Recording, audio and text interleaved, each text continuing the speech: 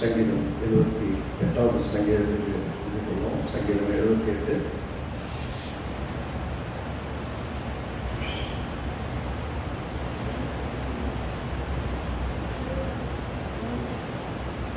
சங்கீதம் 78 19 வாசிக்கிறேன். 19, 20, 21 வாசிக்கிறேன். அதுக்கு முன்னாடி சில வசனங்களை பார்ப்போம். சங்கீதம் 78, 19. அவர்கள் தேவனுக்கு விரோதமாய் பேசி தேவன் வனாந்தரத்தில் போஜன பந்தியை ஆயத்தப்படுத்த கூடுமோ? இதோ அவர் கண்மலையை அடித்தார், அடுத்த தினம் தண்ணீர் புறப்பட்டு நதிகளாய் புறப்பட்டு வந்து அவர் அப்பத்தையும் கொடுக்க கூடுமோ? வந்தது அப்பத்தையும் கொடுக்க கூடுமோ? நம்முடைய ஜனத்திற்கு மாம்சத்தையும் ஆயத்தப்படுத்துவாரோ என்றார்கள். ஆகிய கர்த்தர் அதை கேட்டு கோபம் கொண்டார். அவர்கள் தேவனை விசுவாசியாகவும் அவருடைய ரட்சிப்பை நம்பாமலும் போனார்கள். இங்கே ஒரு விதமான சூழ்நிலை பார்க்கிறோம். இஸ்ரவேல் ஜனங்கள் எப்படி நடந்து கொண்டார்கள் என்பதை பற்றி பார்க்கிறோம். அதே நேரத்தில் இன்னைக்கு முக்கியமாக நம்ம கவனிக்கப்படுவது எதிர்மறையான சூழலிலும் எதிர்மறையாய் பேசாமல் இருப்பது எப்படின்னு கற்றுக்கணும். எதிர்மறையான சூழல் இருக்கும்போது எதிர்மறையாக பேசக்கூடாது. நம்புறதுக்கு ஒன்றுமே இல்லைன்னாலும் நம்ம வாயை வச்சுட்டு சும்மா இருக்கணும் அப்படிங்கிறது தான் எல்லா சிசமையில் ஒன்றுமே பண்ண முடியாத விஷயங்க. என்ன செய்வது என்றே தெரியாத ஒரு நிலை வரும்போது ஒன்றுமே செய்யாமல் இருக்கதான் விஷயம் இருக்கும். எதையும் ஒன்று செஞ்சு குழப்பதை விட கர்த்தர் பார்த்துக் கொள்வார். கர்த்தருடைய சமூகத்தை ஒப்பு கொடுத்திருப்பதை கருத்து. இஸ்ரவேல் ஜனங்கள் நிறைய அற்புதங்களை பார்த்தாங்க. 78ஆம் சங்கீதம் முழுவதுமே எப்படி தேவன் அற்புதமான காரியங்களை செய்கிறார். அந்த அற்புதமான காரியங்களை செய்த பின்பும் இவர்கள் எப்படிப்பட்ட விசுவாசத்திலே வாழ்கிறார்கள், எப்படிப்பட்ட சூழ்நிலை, எப்படிப்பட்ட விதத்தில் அவர்கள் பேசுகிறார்கள் என்பதை பார்க்கும்போது ஆச்சரியமா இருக்கு. இவ்வளவு அற்புதங்களை பெற்றதுக்கு அப்புறமும் அற்புதத்தை டெய்லி அனுபவிச்சுட்டு இருக்கிறாங்க. டெய்லி காலையில் மண்ணா வருது, எங்கிருந்து வருதுன்னு தெரியாது. டெய்லி சாப்பிட்றாங்க, ஆனால் விசுவாசிக்க தெரியாது. முன்னாடி சொல்லுகிறது 12 வசனம் வாசிக்கிறாங்க. 11 வசனம் அவருடைய செயல்களையும் அவர் தங்களுக்கு காண்பித்த அதிசயங்களையும் மறந்தார்கள். என்ன பிரச்சனைங்க? கர்த்தர் நமக்கு செய்த நன்மையை மறந்துட்டா இந்த மாதிரி நிறைய எதிர்மறையாக பேச ஆரம்பிச்சிடும். எப்பெல்லாம் உங்கள் வாழ்க்கையில் எதிர்மறையாய் பேசும்படியாய் அவ்வளோதான், இனி குறிப்பிடாது, அவ்வளோதான், நடக்காது, எல்லாம் போச்சு, இனிமேல் நல்லா பார்க்க முடியாது. எப்பெல்லாம் மனசு பேசுதோ அப்போல்லாம் என்ன பண்ணணும்? கொஞ்சம் பயணசே கொஞ்சம் சைலண்டாக இருக்குன்னு சொல்லிட்டு கர்த்தர் உங்களுக்கு செய்த நன்மையை நினைத்து பார்க்கணும். அதனால தான் கர்த்தர் செய்த சகல உபகாரங்களையும் மறவாது அப்படின்னு சொல்லிட்டு சொல்றாங்க. அக்கிரமங்களை எல்லாம் மன்னித்தார், நோய்களையெல்லாம் குணமாக்கினார், பிராணனை அழிவுக்கு விலக்கி காப்பாற்றினார், அழுதுக்கு சமானமாக வாயிலை வாழ வைதாக்கினார். எத்தனை முறை அழிஞ்சு போயிருக்கணும், அழியாம காப்பாற்றிருக்கிறாரே, மறந்துடாத அப்படின்னு நம்முடைய மனதுக்கு அதை ஞாபகப்படுத்துகிறோம். அதை விட்டுட்டு இங்க எதிர்மறை எப்படி பேசுறாங்க அப்படின்னா, ஏன் பிரச்சனைன்னா முதல் விஷயம், ஏன் எதிர்மறையாய் மக்கள் பேசுகிறார்கள் என்று கேட்டால் தேவனுடைய வார்த்தைக்கு விரோதமாய் அல்லது தேவனுக்கு விரோதமாய் பேசுகிறார்கள் என்பதற்கு காரணம் என்னன்னா, முதல் விஷயம் அவர்கள் தேவன் செய்த அற்புதங்களை மறந்தார். என்னைக்கு தேவன் உங்களுக்கு செய்த அற்புதங்கள் நன்மைகளை பற்றி மறந்து போறீங்களோ உங்க வாயில் தேவையில்லாத வார்த்தைகள் வரும். கடினமான பாதைகள் போகும்போது ஆண்டவரே ஏற்கனவே எனக்கு இவ்வளவு நன்மைகளை அற்புதங்களை செய்திருக்கிறேன், அதே தேவனைத்தான் நான் இன்றைக்கும் ஆராதிக்கிறேன், இன்றைக்கும் இந்த தேவைகளை என்னை சந்திக்க, இந்த பிரச்சனைகளை விடுவிக்க, என்னை குணமாக்க, எனக்கு அற்புதத்தை செய்ய நீ வல்லவராய் இருக்கிறீர் என்று விசுவாசிப்பதுதான் உண்மையான விசுவாசம். அற்புதங்களை பெறும்போது ஆகா ஓகோ தேவனுக்கு மகிமை சொல்றதும், அற்புதங்கள் பெறவில்லை என்ற உடனே தேவனை குறித்து தூசிப்பதும் சரியான விஷயமே கிடையாது. கர்த்தருடைய பார்வையில் சரியான விஷயமாகவும் பார்க்கவே முடியாது. இங்க ஜனங்கள் என்ன செய்யறாங்கன்னா பேசுவது, அவருடைய சங்கீதம் 78:11 அவருடைய செயல்களையும் அவர் தங்களுக்கு காண்பித்த அதிசயங்களையும் மறந்தார்கள். எப்படி அதிசயங்கள்? அவருடைய பிதாக்களுக்கு முன்பாக எகிப்து சோவான் வெளியிலே அவர் அதிசயமானவர்களை செய்தார், வனாந்தரத்தில் அதிசயமானவர்களை செய்தார், கடலை பிளந்து அவரை கடக்க பண்ணி ஜலத்தை குயிலாக இருக்கும்படி செய்தார், பகலிலே மேகத்தினாலும் இரவிலே அக்கினி வெளிச்சத்தினாலும் அவர்களை வழிநடத்தினார், வனாந்தரத்திலே கண்மலையை பிளந்து மகா ஆழங்களில் இருந்து தண்ணீரை அவளுக்கு குடிக்க கொடுத்தார், கண்மலிருந்து நீரோட்டங்களை புறப்பட பண்ணி தண்ணீரை நதி போல ஓடி வரும்படி செய்தார். என்றாலும் அவர்கள் பின்னும் அவர்களுமாய் பாவம் செய்து வறண்ட வெளியிலே உன்னதமானவருக்கு கோபம் பற்றினார். வனாந்தரத்தில் கர்த்தரை நம்பிதான் வாழணும் இருக்கு. ஆனா கர்த்தர் விரோதமா பேசுறது. எப்படி பேசுறாங்க? அவர்கள் தேவனுக்கு விரோதமாய் பேசி தங்கள் இச்சைக்கேற்ற போஜனத்தை கேட்டு தங்கள் இருதயங்களை தேவனை பரீட்சை பார்த்தார். எனக்கு ஆசைப்படுற மாதிரி சாப்பாடு வேணும், கர்த்தரை டென்ஷன் ஆகிறார், கோபப்படுத்துகிறார். எப்படி? அவர் தேவனுக்கு விரோதமாய் பேசி தேவன் வனாந்தரத்தில் போஜனம் பத்தி ஆயத்தப்படுத்தப்படுவோம். இங்க வெறும் டெய்லி சாப்பாடு இல்லைப்பா, நீங்க ஒரு விருந்து வைக்கணும், அது கர்த்தரால முடியுமா? கடலையே பிறந்தவருக்கு காடையை கொண்டு வந்தா கஷ்டம். கடலை ரெண்டா பிறந்து வனாந்தரத்தில் நடக்க பண்ண மாதிரி வெட்டாந்தரத்தில் நடக்க வச்சாரு. அந்த தேவனை கொஞ்சமாவது யோசிச்சு பார்த்தோம். வாழ்க்கையில அற்புதங்களை பெறும்போது மட்டும் கர்த்தரை துதிப்பதல்ல, அற்புதங்களே காண முடியாமல் இருக்கும் போது கூட என் தேவன் அற்புதங்களை செய்ய வல்லவர் என்று அறிந்து துதிப்பதுதான் உண்மையானது. நன்மை கிடைக்கும் போது மட்டும் தேவனை துதிப்பீர்கள். விசேஷத்தை நீங்கள் செய்வது என்ன? எனது விசேஷமா பண்ணிட்டீங்க. அவர் தேவனுக்கு ஒரு 19 சங்கீதம் 78:19 அவர் தேவனுக்கு விரோதமாய் பேசி தேவன் வனாந்தரத்தை போஜனம் பத்தி ஆயத்தப்படுத்த கூடுமோ அப்படின்னு கேட்டாங்க. இது அவர் கண்மலை அடித்ததினால் தண்ணீர் புறப்பட்டு நதிகளாய் புரண்டு வந்தது. அவர் அப்பத்தையும் கொடுக்க கூடுமோ? தண்ணி வந்துருச்சு, சாப்பாடு கொடுப்பாரா? தம்முடைய ஜனத்திற்கு மாம்சத்தையும் ஆயத்தப்படுத்துவாரோ என்றார்கள். ஆகிய கர்த்தர் அதை கேட்டு கோபம் கொண்டார். அவர் தேவனை விசுவாசியாமலும் அவருடைய ரட்சிப்பை நம்பாமலும் போனார். தேவனை விசுவாசிக்கல, அவர் எப்படிப்பட்ட விதத்தில் நம்மை காப்பாற்ற வல்லவர் என்பதை மறந்து போயிட்டார்.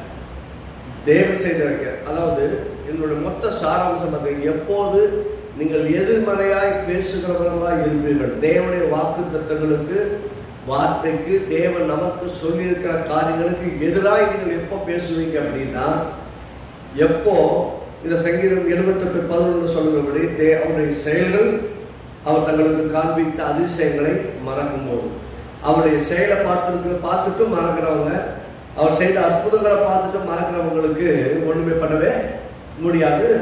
அடுத்து என்ன சொல்கிறது? அவருடைய ரட்சிப்பை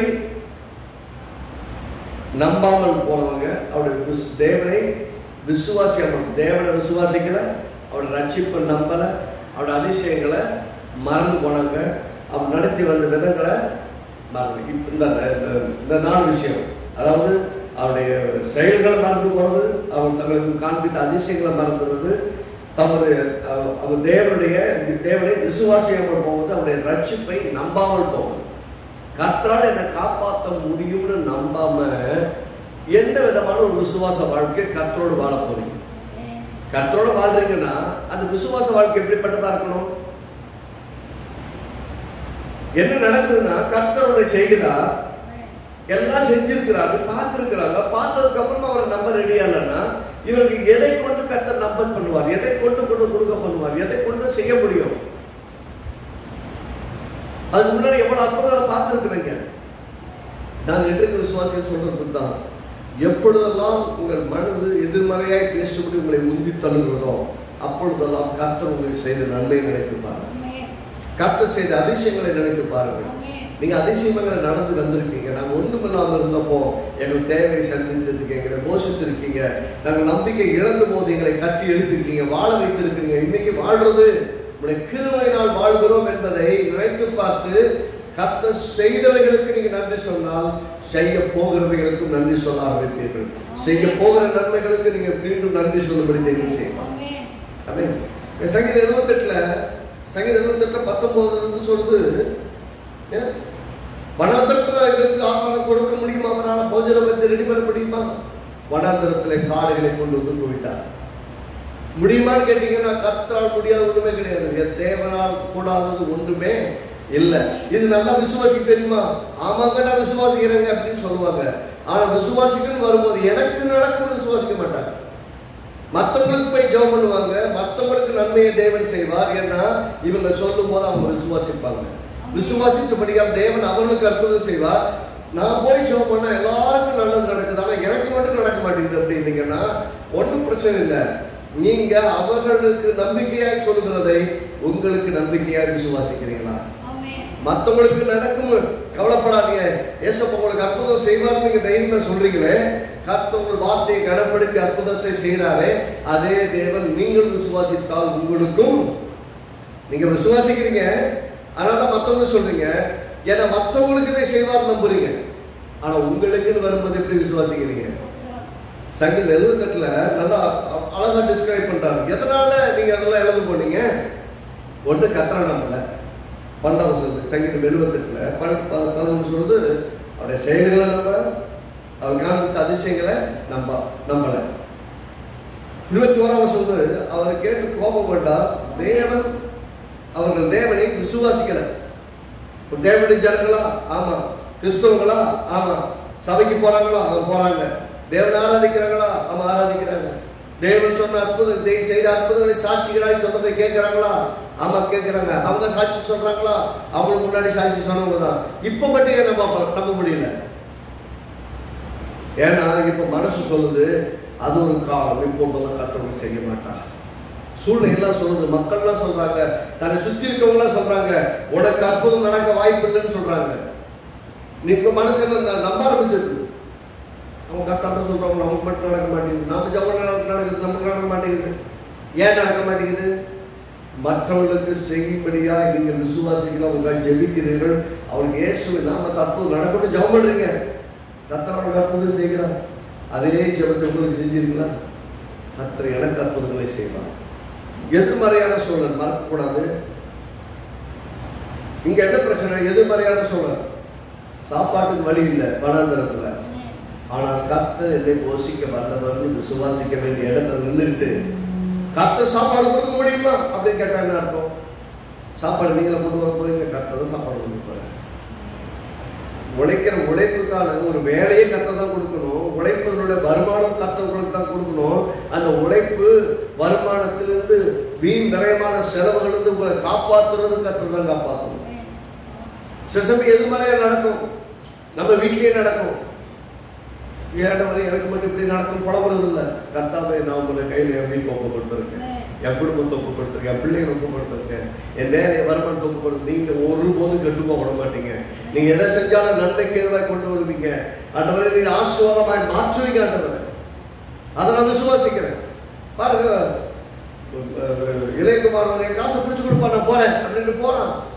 ஒன்றும் பேசலாப்பா, சந்தோஷமா கொடுத்து அனுப்புறாரு. போய் வெளியே நிலையில நிறவு வெயில போய் சுத்திட்டு வந்து சேர்றாரு. வந்து சேரும்போது அவங்க அப்பா வந்து அவனை ஏற்றுக்கொண்டு எப்படி பண்றாருன்னா, பிள்ளைக்குரிய அந்தஸ்துல இன்னும் அப்பாவுடைய ஆசீர்வாதத்துல வாழ போறான். ஆனா அப்பாவுடைய ஸ்தானத்துக்கான எல்லாத்தையும் கொடுக்குறாரு. இப்ப அவனுக்குரியது இழந்துட்டான், அப்பாவோட வாழ்றான். அவனுக்குரிய எல்லாத்தையும் செலவழிச்சிட்டான். இப்ப பாரு ஒவ்வொரு நாள் எப்படி இருப்பான் தெரியுமா? ரொம்ப நன்றியோடு இருப்பான்.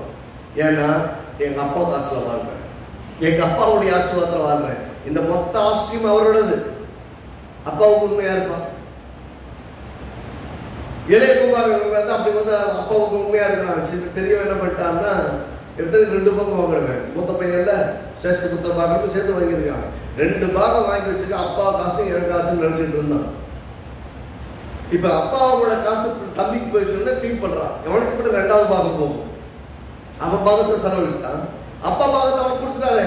நான் தானே என் மூத்த பையன், எனக்கு தான் 2 பாகம், நான் தானே பாலிசி தானே மூத்த பையங்கிற அடிப்படையில் எனக்கு வர வேண்டிய ஆசீர்வாதம். அவன் இளையவன், அவன் 2வது ஆசீர்வாதத்தை வாங்கிட்டானே அப்படின்னு யோசிக்கிறான். அதனால நீ எப்பயும் என் கூட இருப்பா, அப்பா கேட்டு சொல்றாரு பெரியவங்கிட்ட, நீ எப்பயும் என் கூட இருக்கிற, அவனும் இல்லாம உனக்கு வந்திருக்கான் அப்படின்னு என்ன அர்த்தம்? அவன் அப்பா எப்படி பார்க்குறாருன்னா, போனாங்க அப்படியே இல்லை, அப்படியே போயிருக்கு, அப்படியெல்லாம் கிடையாது. வரும்போது அவனை இன்வைட் பண்ணி ஆசீர்வதிக்கிறான். வாழ்க்கையில கர்த்தர் எப்பயுமே சில சமயங்கள்ல நாம எடுக்க சொல்ற டிசிஷன் பைத்திய கர்த்தமா கூட இருக்கும். ஆனா திருப்பி வரும்போது கர்த்தர் உணர்ந்து கொண்டு வாழ்க்கை விஷயம். நாம சில வழிகள் தெரிஞ்சிருப்போம். இப்ப சொல்றாங்க இல்லையா, கர்த்தர் இதெல்லாம் செய்ய முடியுமா? கர்த்தரால் நிச்சயமா செய்ய முடியுங்க. என் கர்த்தர் செய்ய நினைச்சா தடை வர முடியாது. யாரும் கெடுக்க முடியாது. 1000 பிசாசு எழுந்து வந்தாலும் என் வாழ்க்கையில கர்த்தர் வைத்திருக்க திட்டத்தை கெடுக்க ஒரு சத்துருவால முடியாது. கர்த்தர் எனக்காக எல்லாத்தையும் செஞ்சு முடிப்பார். அதான் விசுவாசம். ஆமென். எதிர்மறையா இருக்கும்போது விசுவாசிக்கணும், எதிர்மறையா பேசக்கூடாது. என் வீடு நாசமா போச்சு, என் குடும்பம் நாசமா போச்சு, என் வேலை நாசமா போச்சு, என் பிள்ளைகள் கெட்டு போயிட்டாங்க, வருமானமெல்லாம் போச்சு, அப்படி சொல்லி நீங்க ஒன்றையும் மாற்ற முடியாது.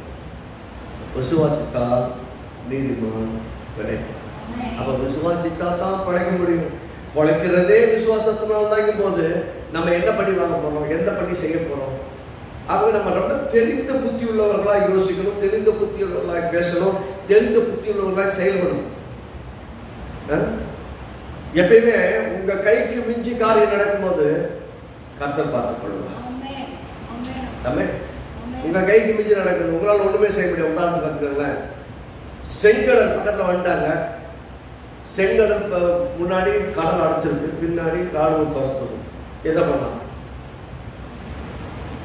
நாம என்ன பண்ணுவோம்? சதுரி ஓடலாம், மற்ற இந்த பக்கம் அந்த பக்கம் ஓடலாமா? இல்லை அவங்க கையில போய் விழுந்துட்டு அவன் சண்டை போட போய் செத்து போயிடலாமா? ஒண்ணுமே பண்ண முடியாதுன்னா என்னதான் பண்ணணும்னா போறான். மோசே போய் கர்த்தாவே என்ன செய்யணும்னு கேட்கிறான். என்கிட்ட என்ன கட்டிட்டு இருக்க, போய் கடலை பிறந்து விடுகிறான். என்கிட்ட எதுக்கு முறையிடுற? என்கிட்ட வந்து புலம்பிட்டு இருக்கிற, உங்ககிட்ட வல்லமை இல்லையா, அதிகாரம் இல்லையா? நீ சொன்னா எல்லா தீர்ப்பையும் சொல்லிக்கிறேனே, உனக்கு அதிகாரத்தை கொடுத்திருக்கிறேனே, எகிப்தில் 10 வாதைகளை செய்வதற்கான அதிகாரத்தை உனக்கு கொடுத்தேனே, நீ தான் எல்லாத்தையும் போய் செஞ்சுட்டு வந்த. அதே மாதிரி நீ எத்தனை அற்புதங்களை தேவன் செய்வதற்கு உன்னுடைய விசுவாசம், உன்னுடைய நம்பிக்கை, உன்னுடைய வாயின் வார்த்தைகள் உறுதியா இருந்தது. இன்னைக்கே இல்லை, இன்னைக்கு என்கிட்ட வந்து கம்ப்ளைண்ட் பண்ணிட்டு இருக்கிற. போய் உன்னுடைய அடுத்த லெவல் என்ன செய்ய முடியும்? இந்த கடல் தான் திறந்தா தான் பத்திரமா போக முடியும்னா அந்த கடலை திறந்து விடும். அல்லேலூயா. சும்மாலாம் கிடையாது. கர்த்தர் வந்து உங்களை வந்து ஒண்ணுமே யூஸ்லெஸ், நீங்க பிரயோஜனம் இல்லாதவங்க, நீங்க பயன் இல்லாதவங்க அப்படியெல்லாம் கர்த்தர் பேசுறது இல்லை. நீங்கள் மிகவும் பலம் உள்ளவர்கள். உங்களை வச்சுதான் பெரிய காரியத்தை செய்து யோசிக்கிறாங்க. உங்க பார்வையில நீங்க ரொம்ப வீக்கானாலும் ஒண்ணுக்கு யூஸ் இல்லாதாலும் நீங்க யோசிக்கலாம். அப்படி நீங்க யோசிச்சீங்கன்னா உங்களை தான் ரட்சித்து இருக்கிறார், உங்களுக்குள்ளதான் ஆவியானவர் கொடுத்திருக்கிறார், எல்லாவற்றையும் செய்ய வல்லமையுள்ளவர் உள்ள இருக்கிறார். நீங்க என்ன செய்யணும்? கர்த்தர் இதை செய்ய வல்லவர் விசுவாசித்து உங்க வாயில எதிர்மறையான வார்த்தைகள் வந்தது என்னத்தை, அவ்வளவுதான், இந்த வியாதி வந்தது குறைச்சதே கிடையாது, அப்படியே கிடந்து சாக வேண்டியதானே, அப்படி பேசிட்டு இருக்கிறது இல்லை. நான் சாவாமல் பிழைத்திருந்த அதிசயங்களை எல்லாம் விதறிப்பேன் என்று தாவீது சொன்னது மாதிரி நான் சாக மாட்டேன், வாழ்வேன். எந்த ஜனங்களுக்கு முன்பாக நான் வாழணுமோ அந்த ஜனங்களுக்கு முன்பாக நான் வாழ்வேன். என் வாழ்க்கை ஆசீர்வாதமா இருக்கும். என்னை பார்க்கிறவர்கள் என்னிலே உம்மை பார்ப்பார்கள். உங்களுடைய அதிசயங்களை வாயில சொல்ல மாட்டேன், என் வாழ்க்கை மூலமா நீங்க சொல்லுங்க. எப்படி? என் வாயில சாட்சி சொல்லுவதில்லப்பா, என் வாழ்க்கையே சாட்சியா இருக்கணும். என்னை பார்க்கிறவங்க என் மூலமா பார்க்கணும். தேவன் ஒருத்தருக்கு அற்புதம் செஞ்சா இப்படி செய்வாருங்கிறதுக்கு என்ன ஒரு காட்சி பொருளை ஒரு சாட்சியாக என்ன சாட்சியாய் வைங்க. பூமி எங்க நிறைய சாட்சிகளா இருக்குதுன்னா நம்ம சாட்சியா இருக்கணும். சாட்சி சொல்றது மட்டும் இல்லை, நம்ம வாழ்க்கையை சாட்சியா இருக்கு. நம்ம நடந்தாலே நம்மளை பார்க்கவும் சொல்றோம். ஒரு காலத்துல நீங்க இந்த தண்ணில எப்படி இருந்தாங்க, இன்னைக்கு எப்படி ஆயிட்டாங்க. அவன் நம்பின கர்த்தர் அவனை கைவிடல, ஆசீர்வாதமா வைத்திருக்காரு அவங்க சொல்லணும். ஆமென். அவர்கள் உங்களுக்குள்ள ஒரு வித்தியாசம் இருக்கு, உங்களுக்குள்ள ஒரு தேவன் இருக்கிறார், உங்களுக்குள்ள தேவ மகிமை இருக்கு. அந்த தேவ மகிமைகளை இருக்கிறது நாங்க வர்றவங்களோட சொல்லி வரணும். ஆமென். அப்படி ஒரு ஜெபத்தை பண்ணணும், அப்படி விசுவாசம் இருக்கணும். இது சென்றது முன்னாடி நிற்குது, பின்னாடி ராணுவம், சைட்ல ஓட்டாலும் தப்பிக்க முடியாது, ராணுவம் வளைச்சிடும். ஒரே வழிதான் தேடணும். ஒரே வழி கடலை திறக்கிறது தான். கடலை இது வரைக்கும் குழந்தை எவனும் பார்த்தது. ஆனால் இவனுக்கு என்ன நம்பிக்கை? கடலை திறக்க முடியுமா யோசிச்சுட்டு இருக்கிறான். கோலை வீட்டு கடலை திறந்து விடுகிறாரு, கடலை திறந்து விடுறாரு. 2 சைடு குவியெல்லாம் நிற்குது, நடுவில் போறதுக்கு வழி உண்டாகுது. அதிசயங்களை செய்கிறவர் தேவன், நம்முடைய தேவன். உங்களுக்கு வழியே இல்லைன்னா உங்களுக்காக ஸ்பெஷலா வழி ஏற்கனவே அவர் ஆயத்தம் பண்ணி வச்சிட்டார். என்ன பிரச்சனை நம்ம கண்ணுக்கு தெரியல. கடல்ல வழி ஆயத்தம் பண்ணி இருக்கிறாங்க, மோசேக்கும் தெரியாது, மொத்த ஜனக்கூட்டத்துக்கும் தெரியாது. ஆனால் கர்த்தர் கடல்ல வழி. இந்த இடத்துல என்ன பண்ணலாம்? ஒண்ணும் பண்ண முடியாது, கர்த்தர் பார்த்துக் கொள்வார். அப்ப எந்த சமயத்துல கர்த்தர் பார்த்துக் கொள்வார்னு இருக்கணும், எந்த சமயத்தில் நீங்க வேலை செய்யணும்னு தெரியும். கர்த்தர் பார்த்து கொள்வார் சொன்னா சில சமயம் டெசிஷன் எடுக்க முடியாது. இப்படியும் போக முடியாது, அப்படி போறப்ப எதையும் செய்ய முடியாது. இப்ப என்ன பண்ணுவோம்? கர்த்தரை முழுசா நம்பணும். கர்த்தாவே வழி நடத்துங்க, நாங்க கரெக்டான டைரக்ஷன்ல போகல வழி நடத்துங்கன்னு ஜாப் பண்ண ஆரம்பிச்சிடும். கர்த்தர் நம்ம வெட்கப்பட மாட்டார், கர்த்தர் காரியங்களை நடத்துவார். ஆதியாகமம் 22ஆம் அதிகாரத்துல ஆதியாகமம் 22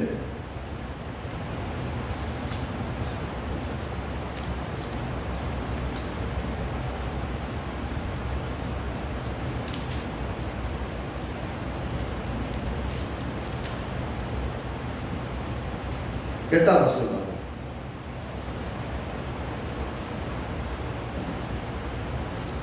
அதற்கு ஆபிரகாம், என் மகனே, தேவன் நமக்கு தகனபலிக்கான ஆட்டுக்குட்டியை பார்த்துக் கொள்வார் என்றார்.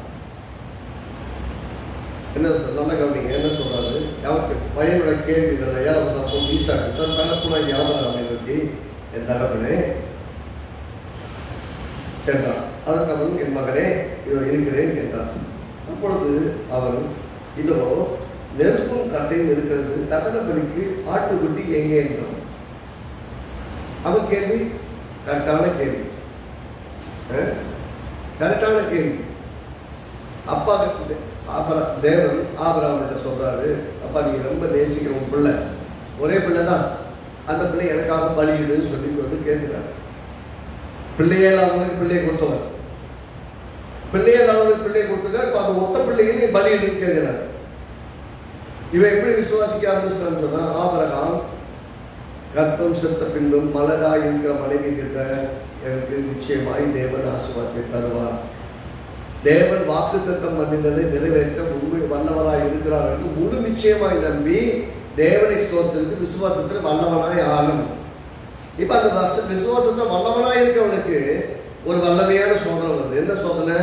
எந்த வாக்கு தத்துவத்தினால் இந்த ஒரு பிள்ளை பிறந்ததோ அந்த வாக்கு தத்துவத்தின் பிள்ளையை பலியாய் கொடுன்னு சொல்றாரு. அப்ப கர்த்தர் பலியை நரபலியை விரும்புகிறாரோ நீங்க வச்சீங்கன்னா, கர்த்தர் நரபலியை விரும்பல, இவனை சோதிக்கிறார். இவன் எந்த அளவுக்கு என்ன நேசிக்கிறான்? என்ன நேசிக்கிறான்னா, நான் கொடுத்த பிள்ளையை நேசிக்கிறான். கர்த்தர் என்ன எப்படி பார்க்கணும்னா, என்ன விசுவாசிக்கிறானா அல்லது கொடுத்த பிள்ளையை நம்புறான், யாரை நம்புறான் அப்படின்னு பாக்குறாங்க. கர்த்தரை தான் நம்புறேன்னு சொல்றதுக்கு ஆகலாமா?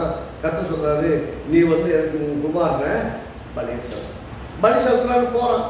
கீழே வேலைக்காரன் கேட்கிறாங்க, ஐயா நாங்கள் கூட வரோம். வேணாம் வேணாம், நானும் என் பிள்ளையாண்டாலும் போய் பலி செலுத்தி நாங்கள் இருவரும் திரும்பி வருவோம். என்ன விசுவாசத்தின் அறிக்க? நான் போனேன், நான் போயிட்டு பலியை செலுத்திட்டு நான் திரும்பி வருவேன். அவனுக்கு ஒண்ணு நிச்சயமா தெரியுது, என் பிள்ளைய பலி கொடுத்தாலும் திரும்ப உயிரோடு கொடுப்பா, ஒருவேளை இல்லைன்னாலும் ஒரு ஆட்டையும் காயத்தப்படுத்துவார். எப்படி? ஆனா பலி நடக்கும், பலி நடக்கும். நான் எப்படி 2 பேரா போறமா, 2 பேர் திரும்பி வருவோம்னு விசுவாசிக்கிறேன். நம்மளோட வாழ்க்கையில சமாளானம் சொல்றேன். கர்த்தர் வந்து உன் பிள்ளைய பலி கொடுத்தார்.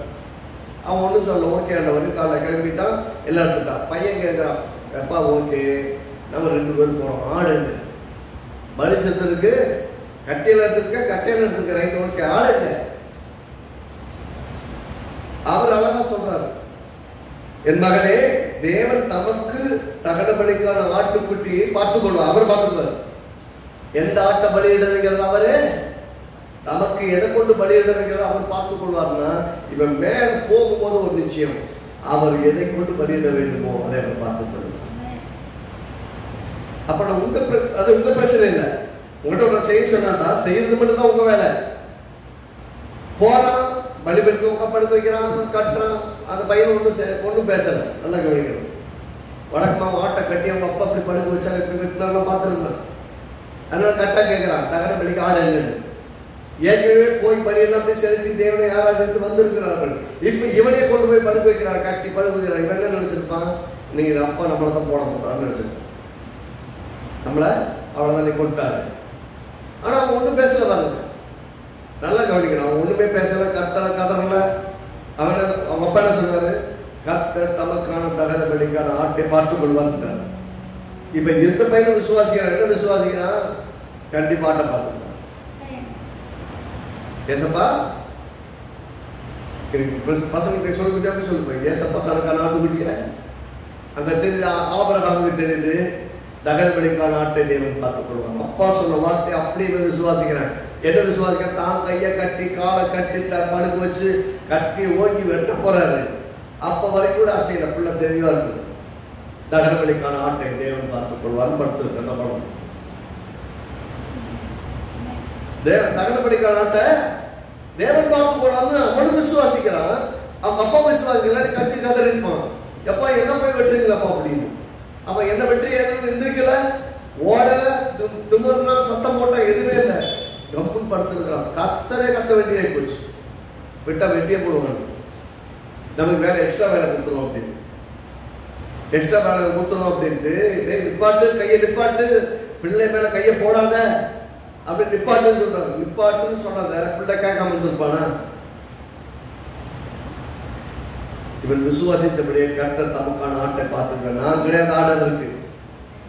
அவங்க அப்பா சொல்லிப்பாரு, அப்பா நான் எப்படிப்பா பிறந்தேன், எதுவும் இவ்வளவு வயசான காலத்தை போகிறோம், மற்றவங்க கொஞ்சம் வாலிபமா இருக்கிற பிள்ளை இருக்கு, நீ மட்டும் என்ன மட்டும் எப்படி வயசான காலத்தை பெற்று வச்சிருக்கிற அப்படின்னு கண்டிப்பா கேட்டுருப்பான். கேட்ட என்ன சொல்லிப்பாங்க, உன்னை கர்த்தர் வாக்கு பண்ணி உன் மூலமா ஒரு பெரிய சந்ததியை தேசத்துல கொடுப்பேன்னு சொல்லியிருக்கிறாரு, அந்த வாக்குத்தத்தத்தின் பிள்ளை நீ அப்படின்னு அவங்க அப்பா சொல்லியிருப்பாரு. இவன் உள்ள கரெக்டாக நம்பி இருப்பான். ஓ, நம்மளை கர்த்தர் ஆசீர்வதித்து விசேஷமா பரப்ப வச்சிருக்கிறாரு, நான் ஆசீர்வாதமான பிள்ளைன்னு புரிய ஆரம்பிச்சிருச்சு. அதனாலதான் அப்பா கட்டி வைக்கும் போது யோசிக்கல, படுக்க வச்சப்ப யோசிக்கல, வெட்டணும் யோசிச்சப்ப யோசிக்கிறார். அவன் முழு படுத்துக்கிறான். அவனும் விசுவாசித்தான், ஏன்னா கர்த்தர் கொண்டே போட்டாலும் உயிரோட கொண்டு வருவார். இவங்க அப்பா வெட்டும் போது அவன் கேட்டது, நான் எங்க பிள்ளைய வெட்டி போட்டாலும் நெருப்புலையே தகனிச்சே போட்டாலும் சாம்பல் இருந்து என் பிள்ளை உயிரோடு கொண்டு வருவார்னு விசுவாசித்து அடுத்த பலியிட போறான். அங்க நல்லா கவனிக்கணும், தனக்கானதை தேவன் பார்த்து கொள்வார்னு சொன்ன உடனே ஆட்டை பார்த்து கொள்ளுறேன். அப்பாவும் விசுவாசத்தோட போறாரு, பையனும் வாயை திறந்து பேசல. இங்க இந்த இடத்துல நீங்க என்ன செய்ய முடியும் யோசிங்க. ஆபிரகாம் என்ன செய்ய முடியும்? பிள்ளை கேள்வி கேட்கிறான், எனக்கு என்னடா தெரியும், ஏதோ ஒண்ணு பலியிட சொல்லியிருக்கிறாங்க. அவர் என்ன யோசிக்கிறார், மொத்த பிள்ளை பலியிடுகிறார், கடவுள் அவரு அப்படி திருப்பி போயிருந்துருப்பான், இல்ல குழம்பிட்டு போயிருந்துப்பான். அப்படிதான் சொல்ல விசுவாசிக்கு போவாங்க. அப்படி போவாதீங்க. கர்த்தரோட செய்ய சொன்னா உங்கள் விசுவாசம் டெஸ்ட் அங்க நடக்குது. பாருங்க 10வது பாருங்க, ஆதியாகமம் 22:10. பின்பு ஆபிரகாம் தன் குமாரனை வெட்டும்படிக்கு தன் கையை நீட்டி கத்தி எடுத்தான். அப்பொழுது கர்த்தருடைய தூதனானவர் வானத்தில் ஆபிரகாமே ஆபிரகாமே என்று கூப்பிட்டார். அவன் இதோ அடியேன் என்றான். அப்பொழுது அவர் பிள்ளை என்றான், உன் கையை போடாதே, அவனுக்கு ஒன்றும் செய்யாதே, நீ அவனை உன் புத்திரன் என்றும் உன் ஏக சுதன் என்று பாராமல் எனக்காக ஒப்பு கொடுத்தபடினா நீ தேவனுக்கு பயப்பட இப்போது இருந்திருக்கிற. எனக்கு தான் பயப்படுற. சில சமயம் நமக்கு வரக்கூடிய சோதனைகள் நம்மளால் அந்த நேரத்தில் ஒண்ணுமே பேச முடியாது. பாருங்க, உன் பிள்ளைய பலி கொடுன்னு என்ன கேட்டுப்போம், ஒரே பிள்ளை தானே ஆண்டவரே, நீங்க அந்த பிள்ளைய தானே வாக்கு தத்தம் பண்ணீங்க, அந்த பிள்ளை தானே பெருசாக போகுதுன்னு சொன்னீங்க, அப்படி போய் ஏன் ஒரு பலி கிட்ட சொல்றீங்கன்னு கேட்டுக்கலாம். கேட்டானா ஒன்றும் வாய்ப்பு அவர் சொல்றா ஏதாவது காரணம். இப்போ எப்படி நீங்கள் கர்த்தரை உண்மையாக விசுவாசிக்கிறவர்கள் என்பது எப்படி பார்க்க முடியும்? எதிர்மறையான சூழ்நிலையிலும் விசுவாசமாய் நீங்கள் பண்ணுகிற செயல். ஆமென். எதிர்மறையாக இருக்கிற சூழ்நிலையில நீங்க விசுவாசமாய் செயல்படும் போது கர்த்தர் எழுதுனா நீங்கள் அவர் மேல் விசுவாசமா இருக்கிறீர்கள், கர்த்தருக்கு பயப்படுகிறீர்கள், கர்த்தரை நம்புகிறீர்கள் என்று அறிந்திருக்கிறார். அப்ப எதிர்மறையான சூழல் வாழ்க்கையில் வராமல் இருக்கிறார். சில சமயம் நீங்கள் இழப்பது போல் இருக்கும், இழக்க விட மாட்டார். உங்கள் ஜபம், உங்கள் நம்பிக்கை, உங்கள் விசுவாசம் பார்த்தீங்கன்னா நான் பிளான் பண்ணி ஒரு மாதத்துக்கு முன்னாடியே அடுத்தடுத்து என்ன ப்ரெசென்ட் பண்ணி எழுதுது நம்மளோட பேசி கொண்டிருக்கிறார். இன்னைக்கு நம்முடைய வாழ்க்கையில எதிர்மறையாய் பேச வேண்டும் என்று யோசிக்கும் போதே ஒரு விஷயத்துல தெளிவா இருக்கணும், கர்த்தர் பார்த்துக் கொள்வார். கர்த்தரை பார்த்துக்குவார். பிள்ளை கேட்டா கர்த்தர் பார்த்துக்குவார். அவன் மனசை கேள்வி கேட்டா கர்த்தர் பார்த்துக்குவார். கரெக்டா பார்த்து கரெக்டா ஒரு ஆட்டை காட்டுறாரு. அந்த ஆடு இருக்க முந்தின நாள் ரெடியாரு. இவனுக்கு தெரியும் கர்த்தர் ஆட்டை ரெடி பண்ணி வச்சிருப்பாரு. ஆட்டை பண்ணிட்டு 2 பேர் பலியிட செலுத்திட்டு 2 பேர் சேர்ந்து திரும்பி வந்திருக்காங்க. பலி செலுத்த போன வெறுங்கையோட போனான். திரும்பி வரும்போது 2 பேர் சேர்ந்து வந்தா அந்த வேலைக்காரங்க என்ன நினைச்சிருப்பாங்க? வேலைக்காரங்க என்ன நினைச்சிருப்பாங்க, அங்கே கழுவு கத்தியெல்லாம் கிடையாது, தண்ணியெல்லாம் கிடையாது. மேலே போயிட்டு கழுவு தண்ணியெல்லாம் கிடையாது, கையில் ஆயுதம் கொண்டு வந்திருப்பாங்க. அந்த ஆயுதம் ரத்தத்தோடு தான் வந்திருக்கும். பார்த்துருப்பாங்க வேலைக்காரங்க, அதில் ரத்தம் படித்திருக்கிறதையும் பார்த்துருப்பாங்க. கர்த்தர் செய்த அற்புதங்களை பின்னாடி கவனிச்சு சொல்லியிருக்கலாம், சொல்லாமல் போயிருந்திருக்கலாம். ஆனால் இவர்கள் சொல்லிட்டு போனபடியே நாங்கள் போய் பலி செலுத்தி திரும்பி வருவோம் அப்படின்னா இல்லையா, திரும்பி வரலாம். எதிர்மறையான சூழல்ல நீங்க எதிர்மறையா பேசக்கூடாது. எதிர்மறையான சூழ்நிலையும் விசுவாசமாய் பேசணும். கர்த்தர் பார்த்துக் கொள்ளலாம். கர்த்தர் பார்த்துக் கொள்வார்னு பேசினா மட்டும்தான் நீங்க வெற்றிகரமா ஒரு காரியத்தை செய்யவே முடியும். இல்லைன்னா கர்த்தருடைய காரியங்களால அவங்களுக்கு புரியவே புரியாது. பாருங்க, 12 சொல்றாரு, 11 ஆபிரகாம் தன் கண்களை எடுத்து பார்த்தபோது இதோ பின்னாக குதிரையிலே தன் கொம்புகள் சிக்கி கொண்டிருக்க ஒரு ஆட்டுக்கடாவை கண்டான். அப்பொழுது ஆபிரகாம் போய் கடாவை பிடித்து அதை தன் குமாரனுக்கு பதிலாக தகனம் பண்ணிட்டான், தன் பிள்ளைக்கு பதிலாக பலியிட்டான். ஆபிரகாம் அந்த இடத்துக்கு யெகோவா ஈரே என்று பெயரிட்டான். அது அதை கர்த்தருடைய பர்வதத்தில் பார்த்து கொள்ளப்படும் என்று இந்நாள் வரைக்கும் சொல்லப்பட்டு வருகிறோம்.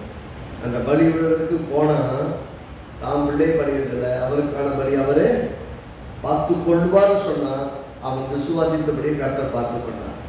அதனால் அந்த இடத்துக்கு சொல்ற கர்த்தருடைய பர்வதத்திலே பார்த்து கொள்ளணும்.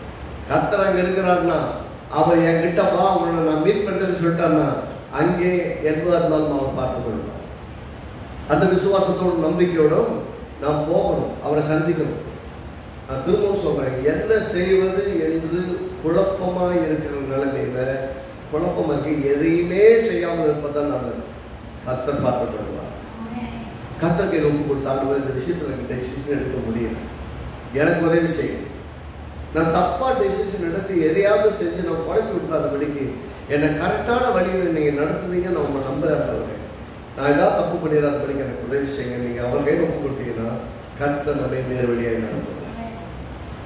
சில சமயம் பார்க்கும்போது சொல்ல எல்லாருக்கும் சொல்லி வழக்கம் வைக்க முடியாது, புரிய வைக்க முடியாது, அப்படியே பரபரப்பாக இருக்கும். ஆனால் அந்த சமயத்தில் நம்முடைய இருதயத்தில் கர்த்தரோடு சம்பாதித்து கொண்டு கர்த்தர்கிட்ட போய் சொல்லிட்டாண்டவரே எனக்கு உதவி செய்யுங்க, தெளிவு இல்லாமல் இருக்கு, எதை செய்யறதுன்னு டெசிஷன் எடுக்க முடியாமல் இருக்கு, எனக்கு உதவி செய்யுங்க. அப்படி நம்ம ஜெபத்தோடும் எதிர்பார்ப்போடும் காத்திருப்போடும் இருந்தோம் என்றால் கர்த்தருடைய ஆவியானவர் நம்மளுடைய உள்ளத்தை சரியாக வேலை செய்யலாம், கரெக்டாக முடியும் செய்வாங்க. என்ன மாதிரி செய்யணும், எப்படி செய்யணும், எப்படி செஞ்சால் கரெக்டாக வரணும், அப்படி கரெக்டாக செய்யணும். நாம் அவசரப்பட்டு எதை செஞ்சாலும் சில சமயம் கரெக்டாக வராது, ஒரு அவுட்புட்டுக்கு வராது. கர்த்தர் செய்ய சொல்லி ஒன்று செய்ய நீங்கள் வச்சுக்கோங்க, அது சிறப்பாக. கர்த்தருடைய பருவத்தில் பார்த்து கொள்ளப்படணும், அது எல்லாத்தையும் கூலி வரப்படுவார். காரியங்களை கைக்கூடி பார்க்க ஆட்டுக்குட்டி அங்கே இருக்கணும்னு தெரியுமா? ஆனால் அந்த ஆட்டுக்குட்டியை தேவநாயகம் பண்ணி வைக்கிறார். இவன் பிள்ளை அது வரைக்கும் ஆட்டு முதல்ல தலை கூட கொம்பு மாட்டிட்டு இருக்கேன்னா நைட்டு ஃபுல்லாக போராடி பார்த்துட்டு அப்படியே தூங்கி இருக்கும்னு நினைக்கிறேன். கொம்பு மாட்டின மாதிரி இப்போ பேசி முடிக்க வரைக்கும் அங்கே சுற்றி இருக்கிற ஆடுகள்லாம் தெரியவே இல்லை. சில சமயம் இருளாக இருக்கும், தெளிவு இருக்காது.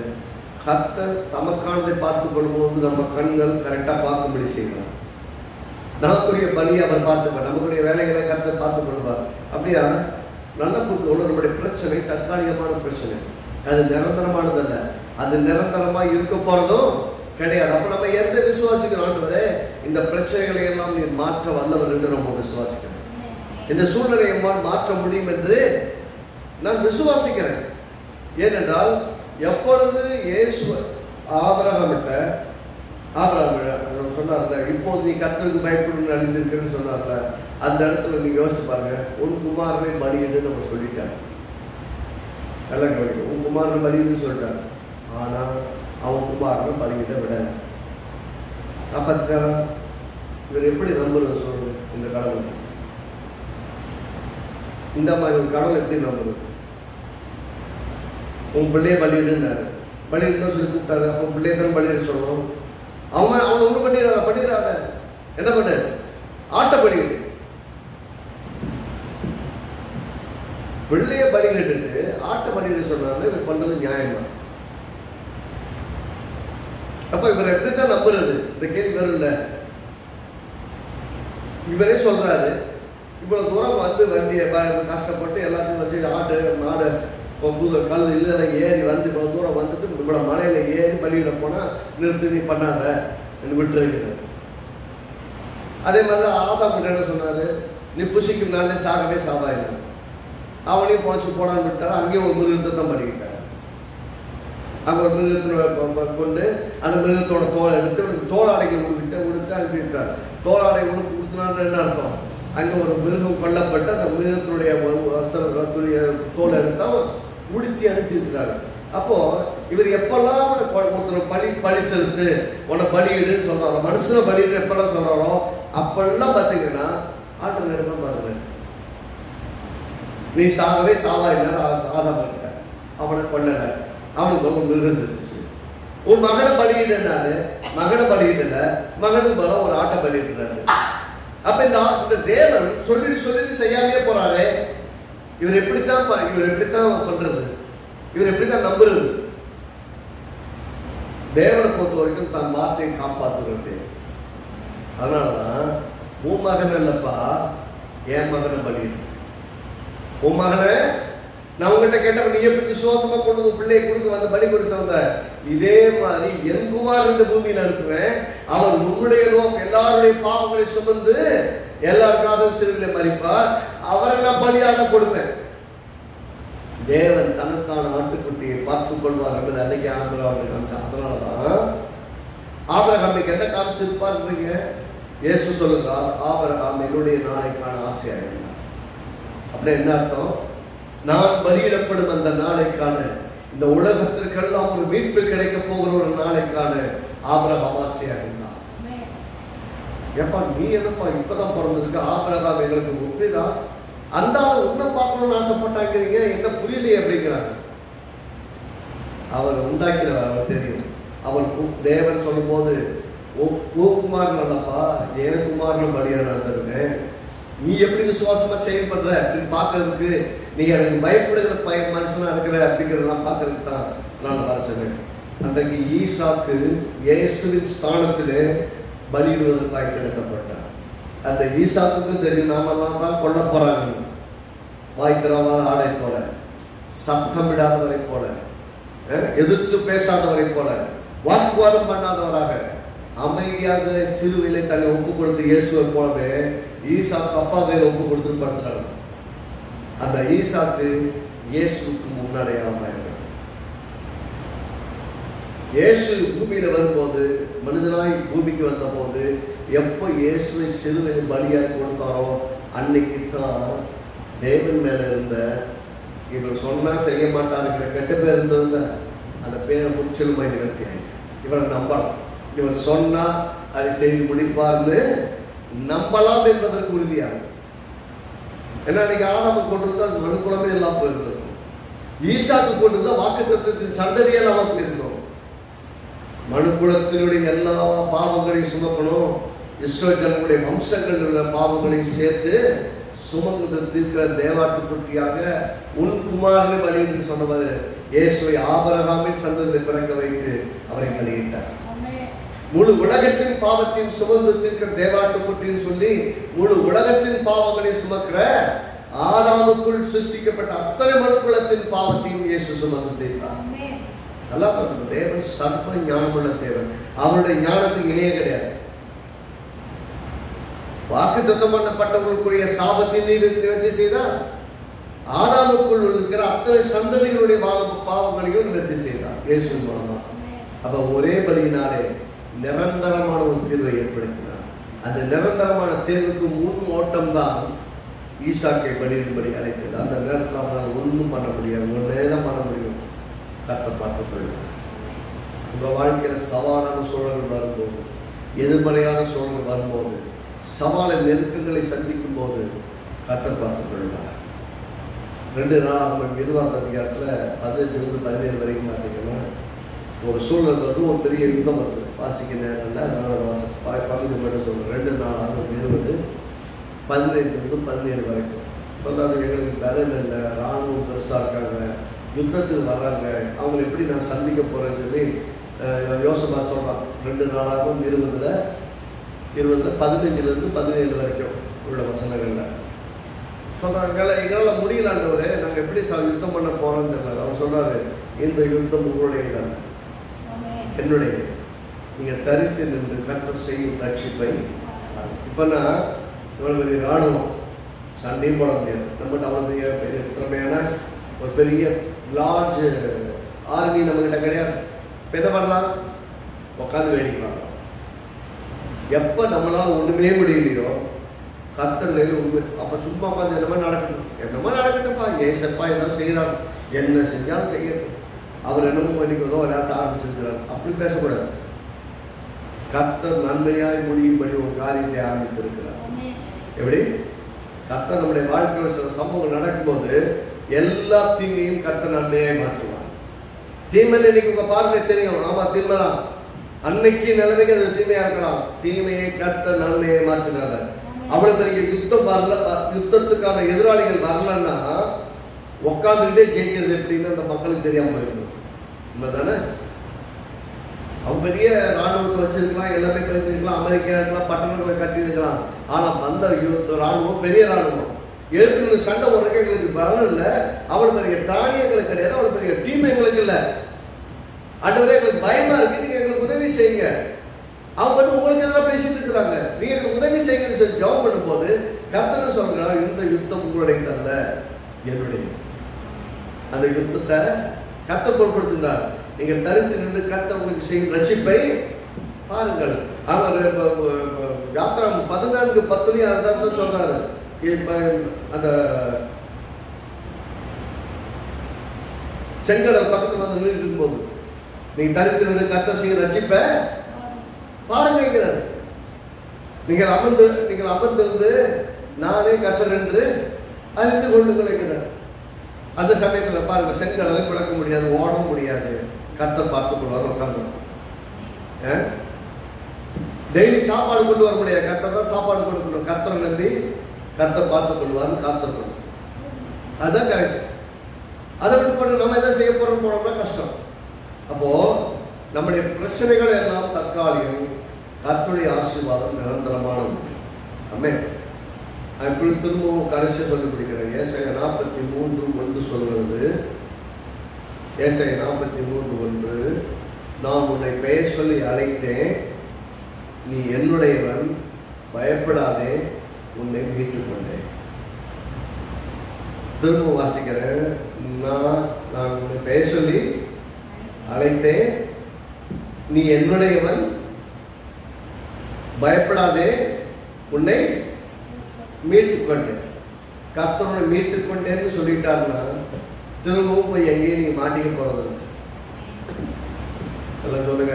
நான் திரும்பவும் மாட்டிக்கிறது இல்லை, மீட்டுக்கிட்டேன்னா மாட்டிக்கிறது இல்லை. கர்த்தர் பத்திரமா வச்சிருவார் நம்மள. அப்போ கர்த்தர் மீட்டுக் கொண்டேன்னு அர்த்தம், நீ என்னுடையவன்ட்டார், எனக்கு சொந்தம்ட்டார். அப்ப யோசிங்க, நீங்க அவருக்கு சொந்தம்னா உங்களுடையது எல்லாமே அவருக்கு சொந்தம். அப்ப அவருக்கு சொந்தம்னா உங்களை மீட்டுக் கொண்டேன்னு சொன்னீங்கன்னா உங்களை எங்கேயா மாட்டிக்கு விட்டுருவாரா? மாட்ட மாதிரி தெரியும், அதான் வெளியே கொண்டு வருவார். சிறைச்சாலை கதவுக்குள்ள இருக்க மாதிரி இருக்கும். சிறைச்சாலை கதவு திறந்ததும் தெரியாது, நீங்க வீட்டுக்கு வந்ததும் தெரியாது. அவர் பேர் போய் விழாவிலை தட்டி ஆளை எழுப்பி தட்டி எழுப்பி எல்லா வாசலும் ஒவ்வொன்றா கதவு, ஒரு கதவு, 2 கதவு, 3 கதவு, எல்லா கதவும் திறக்க அத்தனை போர் சேவகர்கள் பாதுகாத்து இருக்கும் போதே பத்திரமா வீட்டுக்கு கொண்டு சேர்க்க முடிகிற தேவை தான் நம்முடைய தேவை. எப்படியா திறந்தது எங்களுக்கு என்ன தெரியும்? திறக்க முடியாத கதவு இல்லையாமே. இப்போ நம்ம விசுவாசத்தின் கண்கள்ல பார்க்கணும் வாழ்க்கைய. சூழ்நிலைகள்லாம் எதிராக இருக்கும், பயப்படக்கூடாது. தெளிவா பாருங்க, நல்லா உத்து பாருங்க. கர்த்தர் வேலை செய்து கொடுக்குறார். அவே கர்த்தர் உங்களுக்கு வேலை செய்தாருன்னு சொல்லுங்க. யெகோவா ஈரே, என்னது யெகோவா ஈரே, உங்களுடைய பருவத்தில் எல்லாம் பார்த்துக்கொள்ளுங்க.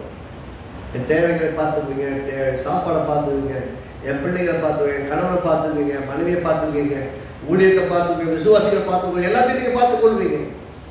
கர்த்தருடைய பருவத்தில் எல்லாம் பார்த்துக்கொள்ளப்படும். என் போக்கு வரத்து எல்லாம் பாதுகாப்பாக இருக்கும். என் எதிர்காலம், திருமணம் எல்லாவற்றையும் ஆயுதமாய் ஆசீர்வாதமாய் நீங்க பார்த்துக் கொள்வீங்க. நம்பிக்கையோடு காத்திருக்கலாம். கர்த்தர் நல்லவர். ஆமென். விசுவாசத்தோடு வாழ்வோம், விசுவாசத்தோடு பற்றிக்கிறோம். கர்த்தர் பெரிய காரியங்களை செய்வார். ஆமென்.